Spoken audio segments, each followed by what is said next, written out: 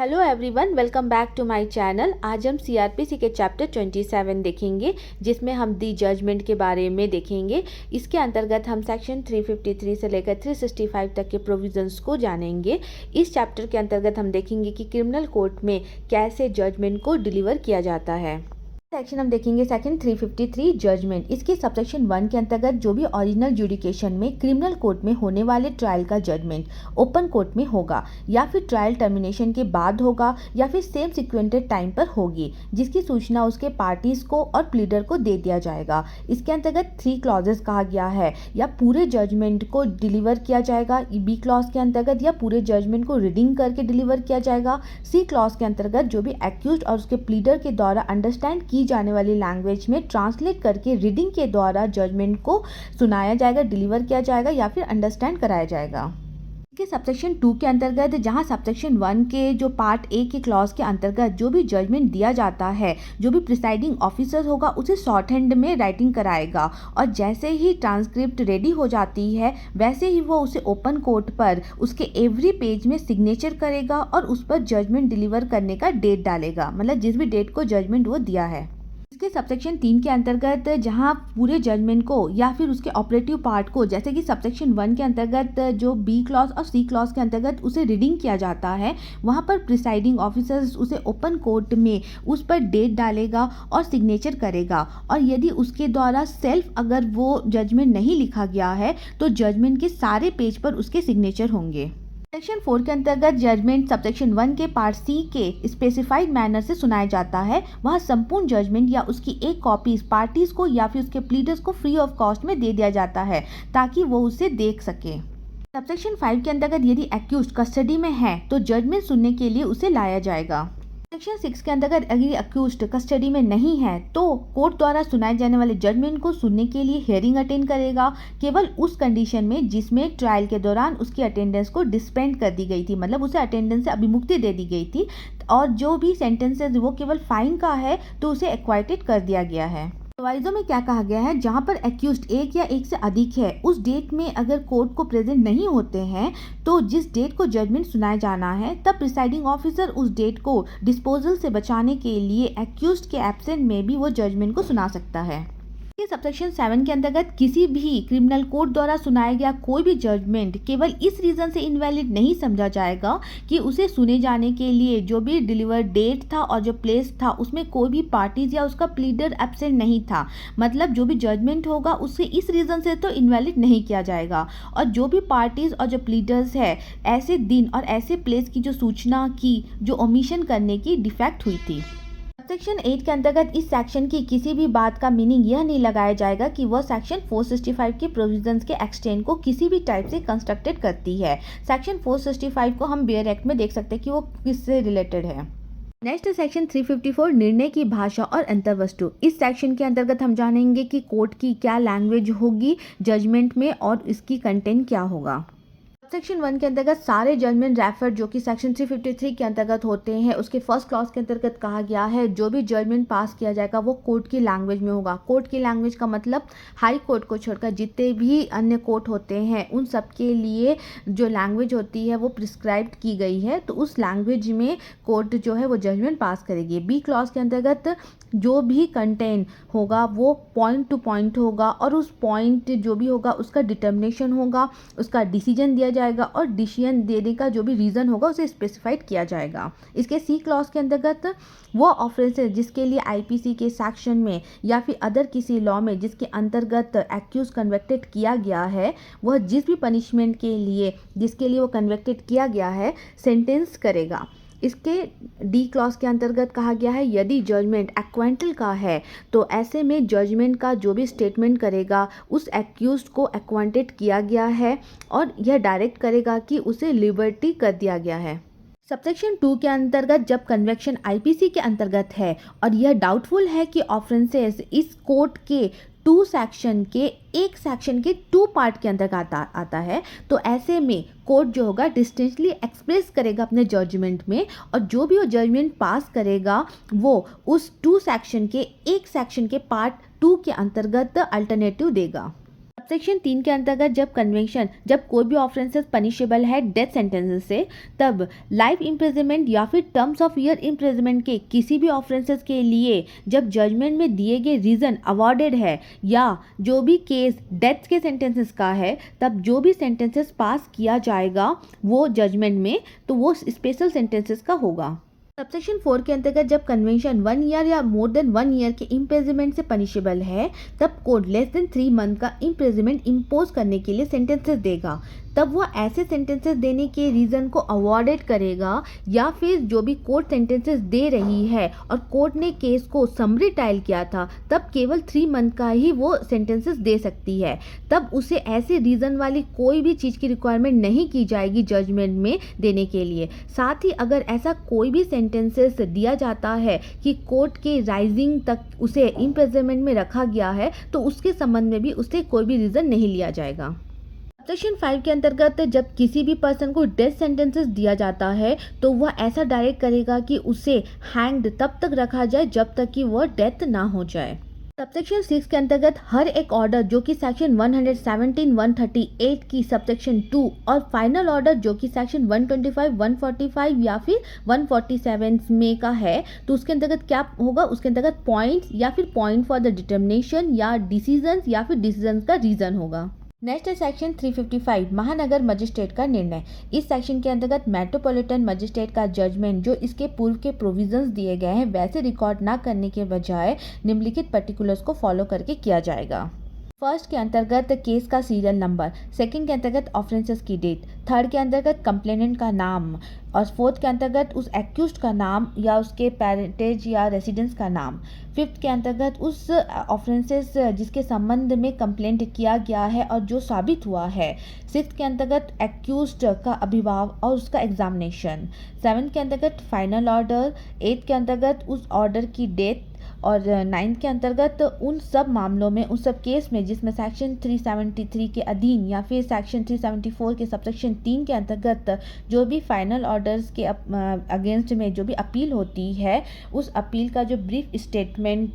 का जो रीजंस जो डिसीजंस है उसके बारे में बताया जाएगा। नेक्स्ट सेक्शन 356 पूर्वतन सिद्धि दोष अपराधी को अपने पते की सूचना देने का आदेश। सबसेक्शन 1 के अंतर्गत जब कोई पर्सन इंडिया के कोर्ट के आईपीसी के in section 215, section 489A, 489B, 489C, 489D4 और 506 के अंतर्गत यदि किसी ऑफेंसेस के संबंध में अगर पनिशेबल होता है या फिर इस कोर्ट के अंतर्गत जो भी चैप्टर 12 और चैप्टर 17 के अंतर्गत यदि इम्प्रिजनमेंट जो कि 3 वर्ष या उससे अधिक अवधि के इम्प्रिजनमेंट के ऑफेंसेस के संबंध में अगर पनिशेबल होता है, तो वह उस ऑफेंसेस के लिए जो कि इन सेक्शनों के अंतर्गत पनिशेबल है और जो कि इन चैप्टरों में से किसी के अंतर्गत जो कि 3 वर्ष से या फिर उससे अधिक के इम्प्रिजनमेंट के लिए पनिशेबल है, लेकिन वह जो सेकंड क्लास मजिस्ट्रेट का अगर कोर्ट नहीं है, यदि वो किसी अन्य कोर्ट है जहां पर कि वो फिर से कन्विक्टेड हुआ है उस ऑफेंसेस के संबंध में, तब ऐसे में अगर कोर्ट को जो ठीक लगता है उस पर्सन के इम्प्रिजनमेंट का जो ऑर्डर देने के समय में वो उसे रिलीज करने के पश्चात यह ऑर्डर दे सकती है कि वो जो पर्सन का जो रेसिडेंस होगा या फिर वो जहाँ पर भी रह रहा है उस रेसिडेंस की इंफॉर्मेशन वो समय समय पर जो कोर्ट को वो अपडेट करते रहे जब तक कि उसके ऑर्डर की जो भी है तारीख है वो एक्सपायर नहीं हो जाती, जो कि ज़्यादा 5 वर्ष की अवधि तक के लिए दी जाएगी। सबसेक्शन 2 के अंतर्गत जो सबसेक्शन 1 के प्रोविजंस है वो जहां तक भी रेफर्स ऑफेंसेस के संबंध में है, उन ऑफेंसेस को करने के लिए जो भी क्रिमिनल कॉन्स्पिरेंसी और उन ऑफेंसेस के जो भी अमेंडमेंट और उन ऑफेंसेस के भी जो अटेम्प्ट होते हैं को लागू होते हैं। सबसेक्शन 3 के अंतर्गत ऐसी कन्वेंशन अपील में अदरवाइज असाइड कर दी जाती है, तो ऐसे में जो भी ऑर्डर होगा वो वॉइड हो जाएगा। सबसेक्शन 4 के अंतर्गत इस सेक्शन के अंतर्गत ऑर्डर अपील कोर्ट के द्वारा, हाई कोर्ट के द्वारा, सेशन कोर्ट के द्वारा भी किया जा सकता है। जब वो अपने रिविजन्स के पावर्स का प्रयोग कर रहा है तब किया जा सकता है। सेक्शन 5 के अंतर्गत स्टेट गवर्नमेंट रिलीज किए गए कन्विक्टेड पर्संस के रेसिडेंस का या फिर नोटिफिकेशन ऑफ रेसिडेंस का या उनके जो भी एब्सेंस का जो लिस्ट होगा नोटिफिकेशन का, या इस सेक्शन के प्रोविजंस को कैरी आउट करने के लिए रूल्स नोटिफिकेशन के द्वारा बना सकती है। सेक्शन 6 के अंतर्गत ऐसे जो भी रूल्स होंगे अगर उसे ब्रेक किए जाने पर उसके संबंध में पनिशमेंट प्रोवाइड किया जा सकता है उस व्यक्ति पर जिसने उस रूल्स को ब्रेक करने का चार्जेस दिया है, और उसके संबंध में जो भी ट्रायल होगा उसके डिस्ट्रिक्ट के उस जुडिशिकेशन वाले मजिस्ट्रेट के द्वारा किया जा सकता है जहां पर उस पर्सन्स का रेसिडेंस है और जो उसके जुडिकेशन के अंतर्गत आता है।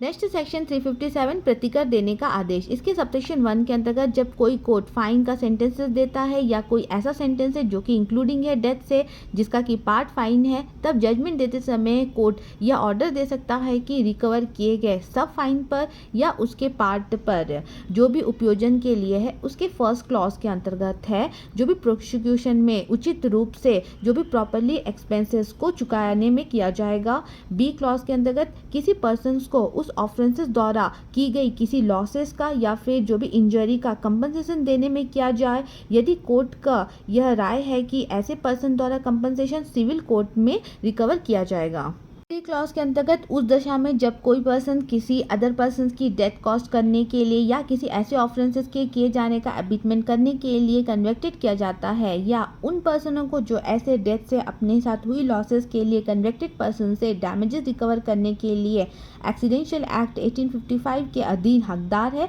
तो कंपनसेशन देने में किया जाएगा। डी क्लॉज के अंतर्गत जब कोई पर्सन किसी ऑफेंसेस के लिए जिसके अंतर्गत थ्रेफ्ट, क्रिमिनल मिसअप्रोप्रिएशन या फिर क्रिमिनल ब्रीच ऑफ ट्रस्ट भी है, तब ऐसे में स्टॉलन प्रॉपर्टी उस दशा में जब वो यह जानता है कि उसको यह विश्वास करने का कारण है कि वह स्टॉलन की हुई है और चीटिंग से प्राप्त करने पर रखे रहने के लिए या उसके जो भी वैन में जो भी डिस्पोजिंग या फिर वॉलंटरी असिस्टेंट के लिए जो भी दोषित किया जाएगा, तब ऐसे व्यक्ति के बोनाफाइड परचेजर को ऐसे प्रॉपर्टी के पोजीशंस व्यक्ति के कब्जे से रिस्टोर दी जाने की दशा में उसके लॉसेस के लिए कंपनसेशन देने में किया जाएगा। सेकेंड क्लॉज के अंतर्गत यदि कोई भी फाइन ऐसे केस से संबंधित है जो कि अपील से संबंधित है, तब ऐसे में उसके संबंध में जो भी पेमेंट होता है वो तब तक नहीं किया जाएगा कि जब तक कि उस अपील को करने का जो भी ड्यूरेशन है वो बीत जाने से पहले, मतलब ख़त्म होने से पहले या फिर अपील करी जाती है उस समय तक के लिए, और जब तक उस अपील का डिसीजन नहीं आ जाता तब तक नहीं किया जाएगा। सेक्शन 3 के अंतर्गत जब कोर्ट ऐसा कोई भी सेंटेंसेस देता है जिसका कि पार्ट फाइन नहीं है, तब कोर्ट जजमेंट देते समय एक्यूज्ड को यह ऑर्डर दे सकता है कि उसके इस कारण के लिए जिसके लिए उसे ये पनिशमेंट दिया गया है और जिस पर्सन्स को ऐसे लॉसेस या फिर डैमेजेस उठानी पड़ी है उस पर्सन्स को वो कंपनसेशन के रूप में पेमेंट दे, इसके संबंध में वो सेंटेंसेस पास कर सकता है। सेक्शन 4 के अंतर्गत इस सेक्शन के अंतर्गत ऑर्डर जो होगा वो appeal court, high court, session court के द्वारा भी किया जा सकता है जब वो अपना रिविजन्स के पावर्स का प्रयोग कर रहा हो। सबसेक्शन 5 के अंतर्गत अगर उसी केस से संबंधित किसी भी सब्सिक्वेंटेड सिविल कोर्ट में यदि कंपनसेशन अवॉर्डेड करते समय यदि कोर्ट किसी भी ऐसे अमाउंट को जो कि इस सेक्शन के अंतर्गत कंपनसेशन के रूप में दी गई है या रिकवर्ड की गई है तो वह उसे भी अकाउंट में लेगा। नेक्स्ट सेक्शन 357A पीड़ित प्रतिकर स्कीम। इसके सबसेक्शन 1 के अंतर्गत स्टेट गवर्नमेंट कोऑर्डिनेशन करके सेंट्रल गवर्नमेंट के साथ मिलकर ऐसे किसी भी विक्टिम या फिर डिपेंडेंट्स जिन्हें कि ऑफेंसेस के रिजल्ट से लॉसेस या फिर इंजरी हुई है उन्हें रिहैबिलिटेशन की आवश्यकता है, तब ऐसे में कंपनसेशन के पर्पस के लिए प्रोवाइडिंग फंड के लिए स्कीम प्रिपेयर करेगी। सबसेक्शन 2 के अंतर्गत जब कभी भी कोर्ट के द्वारा कंपनसेशन के लिए रिकमेंडेशन दी जाती है, तब डिस्ट्रिक्ट्स लीगल सर्विस अथॉरिटी और the state legal service authority subsection 1 के अंतर्गत अवॉर्डेड स्कीम्स के अंतर्गत दिए जाने वाले कंपनसेशंस का जो क्वांटम होगा उसे डिसाइड करेगी। सेक्शन 3 के अंतर्गत यदि कोई ट्रायल कोर्ट ट्रायल के कंक्लूजन पर यह सेटिस्फाइड हो जाता है कि सेक्शन 357 के अंतर्गत जो भी अवॉर्डेड कंपनसेशंस ऐसे रिहैबिलिटेशन के लिए नॉट एडिक्वेट है, तब ऐसे में जो केस होगा वो एक्वार्टल या फिर डिस्चार्ज हो जाएगा और जो भी विक्टिम होगा उसे रिहैबिलिटेशन करना है वहाँ पर कंपनसेशन के लिए वो रिकमेंडेशन कर सकेगा। सबसेक्शन 4 के अंतर्गत जहां पर ऑफेंडर का आइडेंटिफिकेशन नहीं हो पाता है या फिर वो ट्रैक नहीं हो पाता है, लेकिन जो विक्टिम है वो उसका आइडेंटिफिकेशन हो जाता है लेकिन वहां पर कोई भी ट्रायल नहीं होता है, तब ऐसे में जो विक्टिम और जो उसके डिपेंडेंट्स होंगे वो स्टेट लीगल सर्विस अथॉरिटी को एप्लीकेशन देके अवॉर्डेड कर सकेगा। सेक्शन 5 के अंतर्गत जो सबसेक्शन 4 के अंतर्गत अगर ऐसा कोई भी रिकमेंडेशन या एप्लीकेशन रिसीव्ड होता है, तब ऐसे में जो भी स्टेट और जो डिस्ट्रिक्ट लीगल सर्विस अथॉरिटी होती है, वो इसके इंक्वायरी करने के पश्चात में वो 2 मंथ के भीतर में वो जो इंक्वायरी होती है उसे कंप्लीट करके जो भी एडुकेट कंपनसेशन अवॉर्डेड होता है वो उसे देगा। सबसेक्शन 6 के अंतर्गत जो स्टेट और जो डिस्ट्रिक्ट लीगल सर्विस अथॉरिटी होगी, वो विक्टिम्स की यातना को कम करने के लिए पुलिस स्टेशंस के जो ऑफिसर्स पुलिस ऑफिसर्स होंगे जो कि not below the rank of officers in charge के पोस्ट पे होंगे, उन्हें वो मजिस्ट्रेट के सर्टिफिकेशन पर वो फ्री ऑफ कॉस्ट में वो फर्स्ट एड की जो फैसिलिटी होगी और या फिर मेडिकल फैसिलिटी होगी या फिर कोई भी अन्य अंतिम अनुतोष होगा, उसके अंतर्गत वह उसे प्राधिकरण करके ठीक समझे वैसा वो तुरंत ऑर्डर दे सकती है। नेक्स्ट है सेक्शन 357B। इसके अंतर्गत भारतीय दंड संहिता की धारा 326A और सेक्शन 376D के अंतर्गत प्रतिकर का जुर्माना के अतिरिक्त होना। इस सेक्शन के अंतर्गत स्टेट गवर्नमेंट द्वारा जो भी कंपनसेशन देना है विक्टिम्स को, तो विक्टिम को दिए जाने वाले फाइन्स का जो भी एडिशंस है उसके संबंध में बताया गया है। आईपीसी के ये सेक्शन है section 357A, section 326A, section 376A and B, section 376D, section 376D और A, सेक्शन 376D और B। इसके अंतर्गत जो होता पेमेंट करना होता विक्टिम को। नेक्स्ट सेक्शन 357C, पीड़ित का उपचार। सेक्शन के अंतर्गत जो भी प्राइवेट और द पब्लिक हॉस्पिटल जो कि सेंट्रल गवर्नमेंट या फिर स्टेट गवर्नमेंट के द्वारा या फिर लोकल बॉडीज या फिर एनी अदर पर्सन्स के द्वारा यदि चलाए जा रहे हैं, तो आईपीसी के जो ये सेक्शन है section 326A, section 376A, B और C, D और सेक्शन 376D और सेक्शन 376DA और सेक्शन 376DB, इन सेक्शनों के अंतर्गत आने वाले किसी भी ऑफेंसेस के जो विक्टिम्स होंगे उसे इमीडिएटली फ्री ऑफ कॉस्ट में फर्स्ट एड और मेडिकल जो फैसिलिटी होगी वो उपलब्ध कराई जाएगी। यदि कोई भी इंसिडेंट होता है तो इमीडिएटली वहाँ के जो भी पुलिस स्टेशन होगी वहाँ पर सूचना दिया जाएगा या पुलिस को सूचना दिया जाएगा। नेक्स्ट है सेक्शन 358, निराधार गिरफ्तार करवाए गए व्यक्ति को प्रतिकर। इस सेक्शन के अंतर्गत जब कोई भी पर्सन्स किसी अदर पर्सन्स को किस पुलिस ऑफिसर से गिरफ्तार करवाता है, तब ऐसे में जो मजिस्ट्रेट होगा उसके पास ये केस सुना जाता है और मजिस्ट्रेट को ऐसा लगता है कि जिस भी पर्सन्स को यहाँ गिरफ्तार करा जा रहा है वो पर्सन्स के लिए ये बेस्ड नहीं है कि उसे गिरफ्तारी किया जा सके, तब ऐसे में मजिस्ट्रेट जो होगा वो ऐसा ऑर्डर दे सकता है उस गिरफ्तार कराए गए व्यक्ति के संबंध में जो कि इस गिरफ्तारी के समय उसे जो भी लॉसेस हुआ है या फिर इंजरी हुई है, तो उसके संबंध में जो भी कंपनसेशन होगा उस मजिस्ट्रेट को जैसा वो ठीक समझता है वो ये निर्देश दे सकता है कि वो जो गिरफ्तार करवाया है व्यक्ति वो उस कंपनसेशन की पूर्ति करे। साथ ही जो कंपनसेशन दिया जाना है वो 1000 से ज़्यादा का नहीं होगा। सबसेक्शन 2 के अंतर्गत यदि केस ऐसा है जिसमें एक से अधिक पर्सन्स को अरेस्ट करना है, तब ऐसे में मजिस्ट्रेट जो भी पर्सन्स होंगे उसके लिए एक मैनर्स के अकॉर्डिंग कंपनसेशन फिक्स करेगा जो कि 1000 रुपये से अधिक का नहीं होगा। सबसेक्शन 3 के अंतर्गत इस सेक्शन के अंतर्गत जो भी कंपनसेशन रिकवर्ड किया जाएगा, मानो कि वो फाइन का रिकवर हो रहा है ऐसे किया जाएगा, और यदि वो रिकवर नहीं हो पाता है तो उस पर्सन्स को जिसे कि ये पेबल करना है उसे 30 दिन से ज़्यादा का समय नहीं दिया जाएगा और मजिस्ट्रेट ऐसे में ये डायरेक्ट कर सकता है कि उसे सिंपल इम्प्रिजनमेंट दिया जाए तब तक के लिए जब तक कि वो जो अमाउंट है वो रिकवर नहीं हो जाता।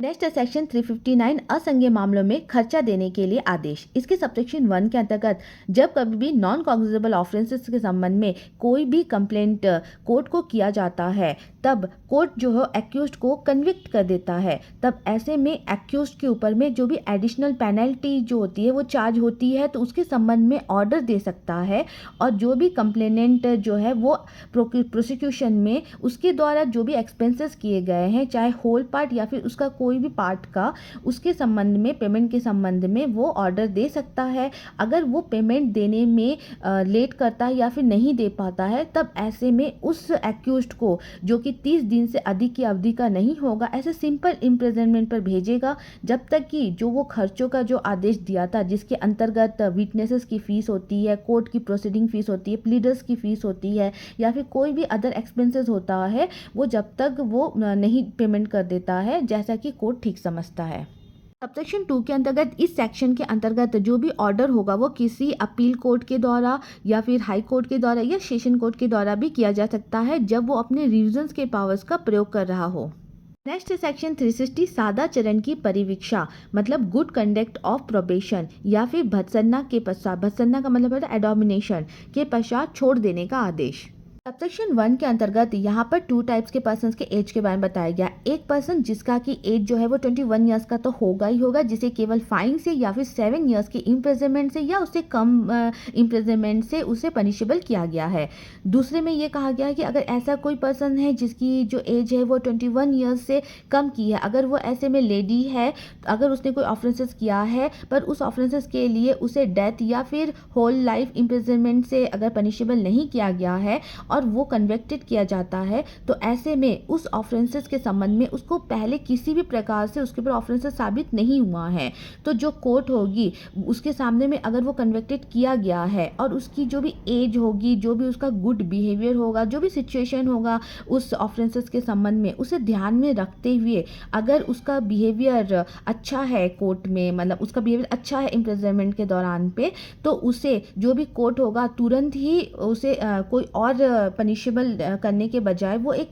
डायरेक्ट कर सकती है कि उसे विद सिक्योरिटी या फिर विदाउट सिक्योरिटी या फिर कोई भी बॉन्ड एग्जीक्यूट करके उसे रिलीज किया जा सकता है, जो कि 3 वर्ष से अधिक की अवधि का नहीं होगा। और उस पूरे बॉन्ड में ये डायरेक्ट किया जाएगा कि जब भी कोर्ट उसे बुलाएगी उसे कोर्ट में हाजिर होना होगा, या फिर वो किसी प्रकार का ऑफेंसेस करते हुए अगर पाया जाता है तो उसे वापस से भी अरेस्ट किया जा सकता है, या उसने जो किसी प्रकार का बीच ऑफ पीस ना करे, उसे अच्छा मतलब बिहेवियर बाहर में बना के रखे, उसका गुड बिहेवियर बना रहे, उसके संबंध में उस बॉन्ड में सब चीज़ मेंशन किया होता है, उस बॉन्ड को वो एग्जीक्यूट करेगा कोर्ट में।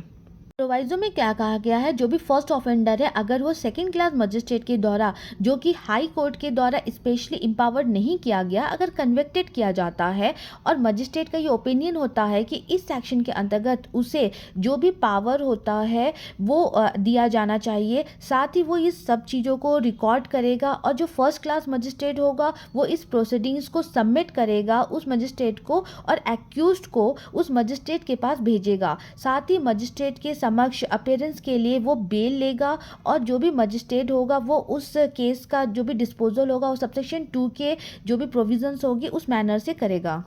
सबसेक्शन 2 के अंतर्गत जहाँ पर की जो प्रोसीडिंग होता है वो फर्स्ट क्लास मजिस्ट्रेट के पास, जैसे कि सबसेक्शन 1 में डायरेक्ट किया गया, आ जाता है। यहाँ पर मजिस्ट्रेट होगा वो किसी प्रकार का सेंटेंसेस पास करने के नाम या ऑर्डर दे सकता है कि जो भी केस है, जो भी उसके द्वारा सुना गया है, वो उस केस के संबंध में यदि कोई फर्दर इन्वेस्टिगेशंस या फिर क्वेश्चनर होगा या फिर किसी भी प्रकार का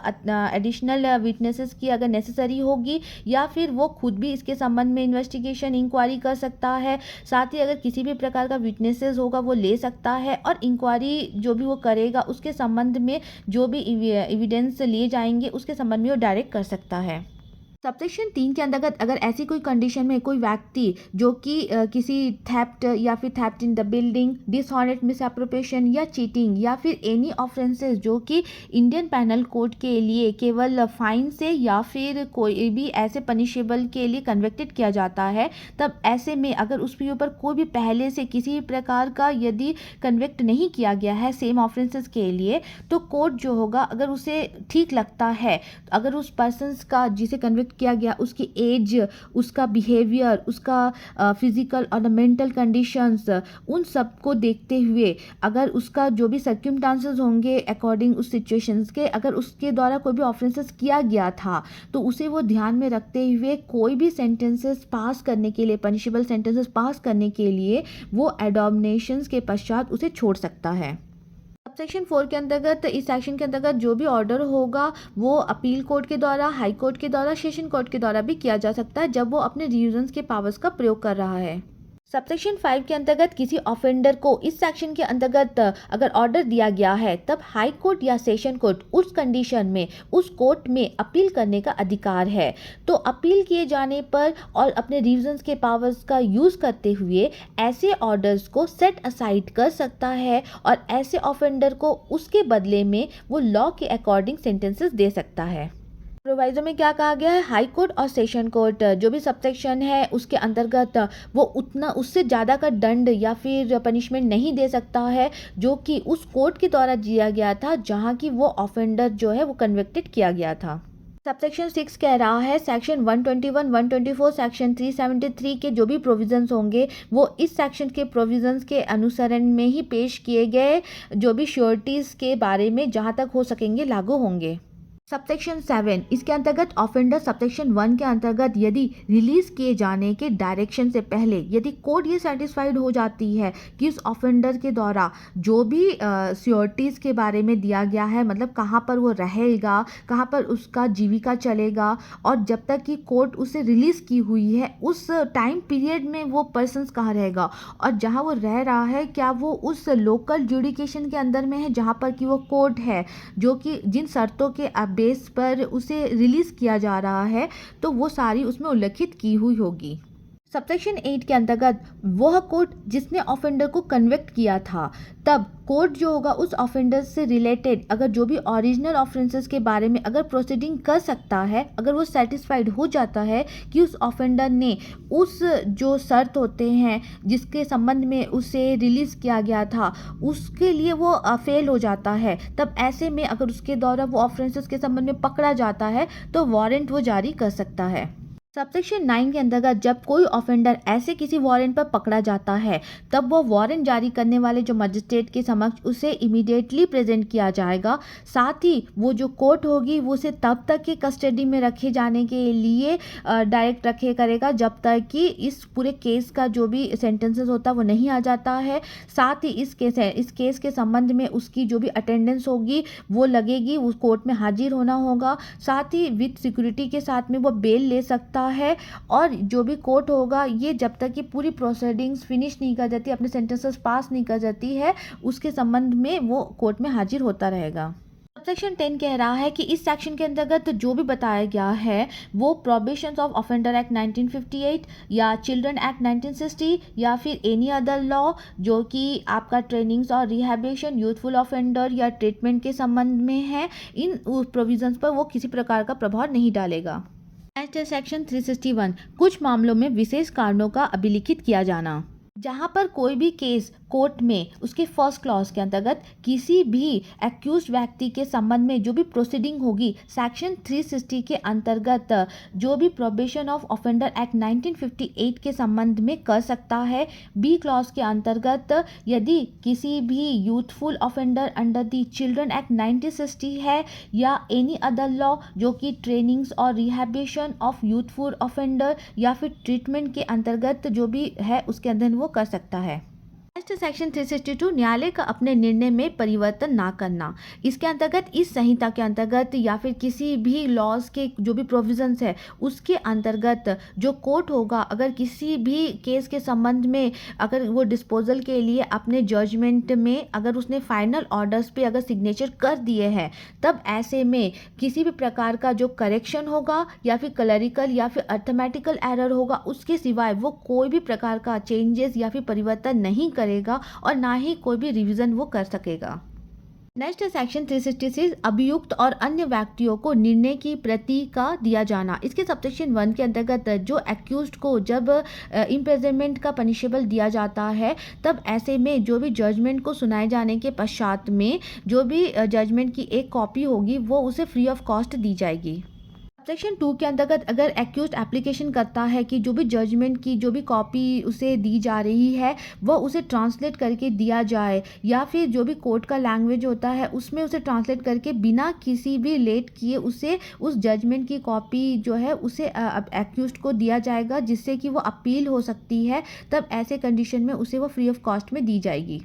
प्रोवाइजो में कहा गया जहां पर कि डेथ का सेंटेंसेस दिया गया है तो उसे हाई कोर्ट के द्वारा कंफर्म किया जाएगा और उस जजमेंट की जो भी कॉपी होगी वो एक्यूज्ड को इमीडिएटली फ्री ऑफ कॉस्ट में दिया जाएगा चाहे वो एप्लीकेशन करे या ना करे। सबसेक्शन 3 कह रहा है कि जो सबसेक्शन 2 के जो भी प्रोविजंस है वो सेक्शन 117 के अंतर्गत ऑर्डर के संबंध में उसी प्रकार से लागू होंगे जैसे कि जो भी जजमेंट के संबंध में लागू होते हैं जिसकी कि एक्यूज जो है वो अपील कर सकता है। सबसेक्शन 4 के अंतर्गत जो एक्यूज होगा वो अगर किसी कोर्ट के द्वारा यदि डेथ के लिए सेंटेंसेस दिया जाता है, तब ऐसे में जो भी जजमेंट के संबंध में अगर उसे अपील होती है तो ऐसे में कोर्ट उसे उस टाइम्स की जानकारी भी देगा जिसके अंतर्गत वो जो एक्यूज होगा वो अपील कर सकता है। सबसेक्शन 5 के अंतर्गत जो सबसेक्शन 2 में जो भी प्रोविजंस बताए गए हैं कि अगर किसी भी क्रिमिनल कोर्ट के द्वारा जो भी जजमेंट या फिर ऑर्डर जो होता है उससे इफेक्टेड पर्सन्स होता है, अगर वो एप्लीकेशन करता है या वो चार्जेस देता है, तो ऐसे में उस जजमेंट का और उस ऑर्डर्स की जो भी कॉपीज़ होती है, रिकॉर्ड कॉपीज़ होती है, वो सब उसे दी जाएगी। प्रोविजो में कहा गया है यदि कोर्ट के पास में कोई स्पेशल रीजंस होता है तो वो उस कॉपी को फ्री ऑफ कॉस्ट में भी दे सकता है। सबसेक्शन 6 में कहा गया है कि हाई कोर्ट के जो भी रूल्स होते हैं जिसके अंतर्गत हाई कोर्ट जो भी अपने जजमेंट या फिर ऑर्डर्स की रिकॉर्ड रखती है, अगर किसी क्रिमिनल कोर्ट के किसी ऐसे जजमेंट या फिर ऑर्डर की कॉपीज़ होती है जो कि ऐसे व्यक्ति के द्वारा एप्लीकेशन किया जाता है जो कि उससे इफेक्टेड नहीं है, तब उस पर्सन्स के द्वारा उस पर्टिकुलर फीस लिया जाएगा और ऐसी शर्तों के अधीन दी जाएगी जो कि हाई कोर्ट के रूल्स के अंतर्गत प्रोवाइडेड है। सेक्शन 364 निर्णय का अनुवाद कब किया जाएगा। इसमें ओरिजिनल जो भी जजमेंट होती है जो कि प्रोसीडिंग्स के अंतर्गत फाइल किया जाता है, तो ओरिजिनल जजमेंट ऐसे लैंग्वेज में रिकॉर्ड किया जाता है जो कि कोर्ट की लैंग्वेज से अलग होती है। तो एक्यूज्ड अगर वो एप्लीकेशन करता है तो ऐसे में कोर्ट उस रिकॉर्ड्स की कॉपी को ट्रांसलेट करके उस रिकॉर्ड के साथ में जोड़ के उसे दिया जाएगा।